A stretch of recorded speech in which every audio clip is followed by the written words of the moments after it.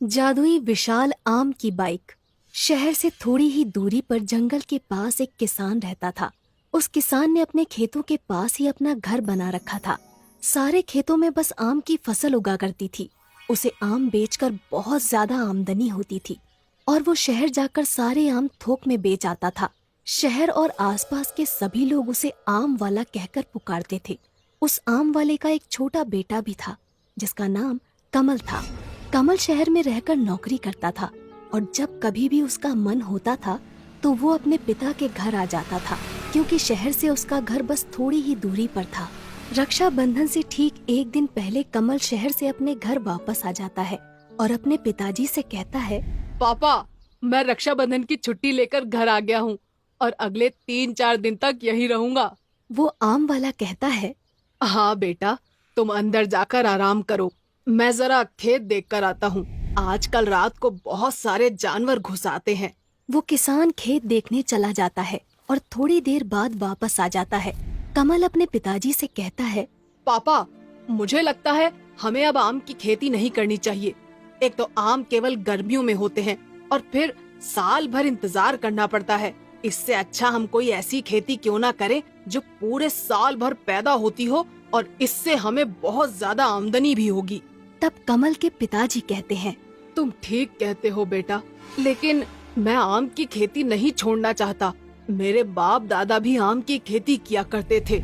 इतना कहकर कमल के पिताजी अंदर चले जाते हैं और कमल सोचने लगता है, अब पिताजी तो आम की खेती छोड़ने वाले नहीं। मुझे शहर जाकर कोई ऐसी दवा लानी होगी जिससे हमारे आम पहले के मुकाबले कई ज्यादा बड़े हो जाएं। इसके बाद रक्षाबंधन की छुट्टियां खत्म हो जाती हैं और कमल वापस शहर चला जाता है। इस तरह समय गुजरता जाता है और अब धीरे धीरे गर्मी का महीना शुरू होने लगता है।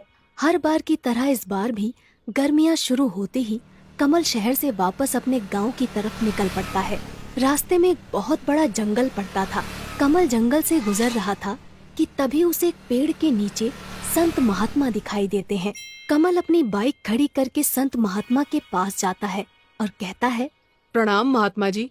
कमल की आवाज सुनकर महात्मा जी अपनी आंखें खोलते हैं और कमल से कहते हैं, आयुष्मान भव। बोलो बेटा, क्या कहना चाहते हो? कमल थोड़ा हिचकिचाते हुए कहता है, वो महात्मा जी, मेरे पिताजी सालों से आम की खेती करते आ रहे हैं, लेकिन आम की खेती से हमें ज्यादा पैसा नहीं मिलता। आप कोई उपाय बताइए ताकि हम ज्यादा से ज्यादा कमा सकें। तब वो महात्मा जी ध्यान लगाते हैं और उनके हाथ में एक दिव्य जल की मटकी प्रकट हो जाती है। महात्मा जी कमल से कहते हैं, बेटा, ये जादुई दिव्य जल है।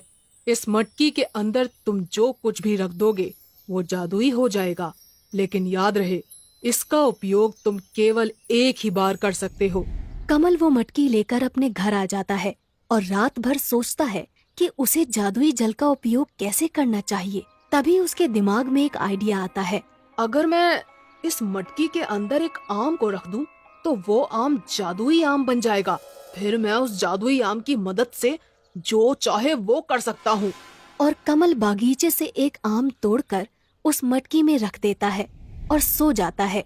अगली सुबह जब कमल सोकर उठता है तो उस मटकी का दिव्य जल गायब हो जाता है और उसके अंदर वो आम ज्यों का त्यों रखा हुआ था। कमल को महात्मा जी की बात याद आ जाती है। इस जादुई दिव्य जल का उपयोग तुम केवल एक ही बार कर सकते हो। कमल उस आम को मटकी से बाहर निकालता है और अब वो आम जादुई आम बन चुका था। कमल उस जादुई आम को हाथ में लेकर कहता है, मुझे एक बहुत बड़ा आम चाहिए। और देखते ही देखते वो छोटा सा आम एक बहुत बड़ा आम बन जाता है जो कमल से भी ऊंचा था। ये देखकर कमल की खुशी का ठिकाना नहीं रहता और वो खुशी से नाचने लगता है। तभी उसे पिताजी की आवाज सुनाई देती है। कमल तुरंत उस आम को वापस से छोटा करके अपने बैग में छुपा लेता है और अपने मन में सोचता है, पिताजी तो बहुत सीधे साधे आदमी हैं। अगर उन्हें इस जादुई आम के बारे में पता चल गया तो गड़बड़ हो सकती है। मुझे यहाँ से दूर वापस शहर जाना होगा। और अगले ही दिन कमल शहर जाने लगता है, लेकिन इस बार वो पैदल शहर को जा रहा था। ये देखकर कमल के पिताजी कहते हैं, बेटा कमल, क्या बात है? इस बार तुम अपनी मोटरसाइकिल नहीं लेकर जा रहे हो क्या? तब कमल कहता है, नहीं पिताजी, मुझे अब इस मोटरसाइकिल की जरूरत नहीं। मेरे दोस्त के पास बहुत सारी मोटरसाइकिल है।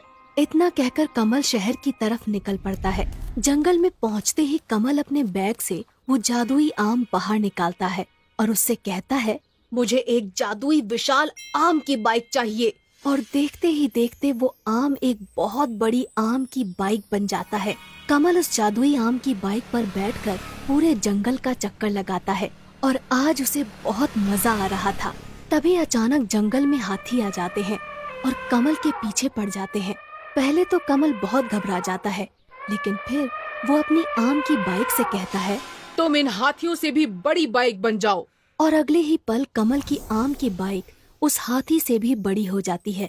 और फिर क्या था, अपने सामने इतनी बड़ी आम की बाइक देखकर हाथी भी डर जाता है और वहाँ से भाग जाता है।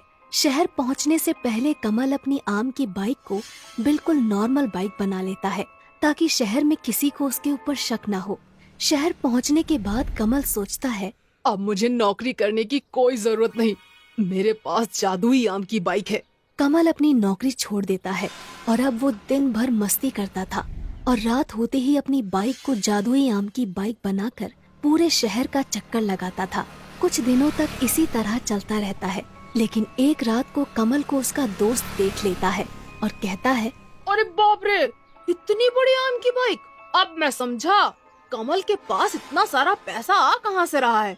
आजकल इसकी इतनी अकड़ बढ़ गई है, इसे सबक सिखाना ही पड़ेगा। अगली सुबह होते ही कमल का वो दोस्त कमल के पास पहुंच जाता है और उससे कहता है, अरे भाई, तुम तो हमें भूल ही गए। तब कमल कहता है, नहीं नहीं यार, ऐसा कुछ नहीं है, बस टाइम नहीं मिला इसलिए तुमसे मिल नहीं पाया। तब कमल का दोस्त कमल से कहता है, अरे बाप रे, हाँ हाँ कोई बात नहीं, आज तुम्हें मेरे साथ चलना ही होगा। हम दोनों रात को सिनेमा देखेंगे। कमल रात को सिनेमा जाने के लिए तैयार हो जाता है। रात होते ही कमल और उसका दोस्त सिनेमा घर में पहुंच जाते हैं और सिनेमा देखने लगते हैं। तभी कमल का दोस्त कमल से कहता है, तुम सिनेमा देखो, मैं बस अभी आता हूँ 5 मिनट में। इतना कहकर कमल का दोस्त वहाँ से चला जाता है और कमल सिनेमा देखने में व्यस्त हो जाता है। कमल का दोस्त तुरंत अपनी गाड़ी से कमल के रूम पर पहुँच जाता है। वहाँ उसकी बाइक खड़ी हुई थी। अच्छा, तो ये है वो विशाल आम की बाइक। इसी की वजह से आजकल कमल बहुत भाव खाने लगा है। आज मैं इसका किस्सा ही खत्म कर देता हूँ। इसके बाद कमल का दोस्त पेट्रोल डालकर कमल की बाइक में आग लगा देता है और देखते ही देखते उसकी बाइक जलकर राख हो जाती है। कमल का दोस्त वापस कमल के पास सिनेमा घर में पहुंच जाता है। 1 घंटे बाद सिनेमा खत्म हो जाता है और दोनों वापस अपने अपने घर की तरफ निकल पड़ते हैं। कमल जब अपने रूम पर पहुंचता है तो देखता है कि उसकी बाइक जलकर राख हो चुकी थी। वो रोने लगता है और कहता है, मेरी जादुई आम की बाइक ये तो जल चुकी है और मैंने तो नौकरी भी छोड़ दी है। अब फिर से नौकरी करनी पड़ेगी। इसीलिए कहा जाता है कि चाहे जो कुछ भी हो, हमें अपना कर्म छोड़कर आलसी नहीं बनना चाहिए।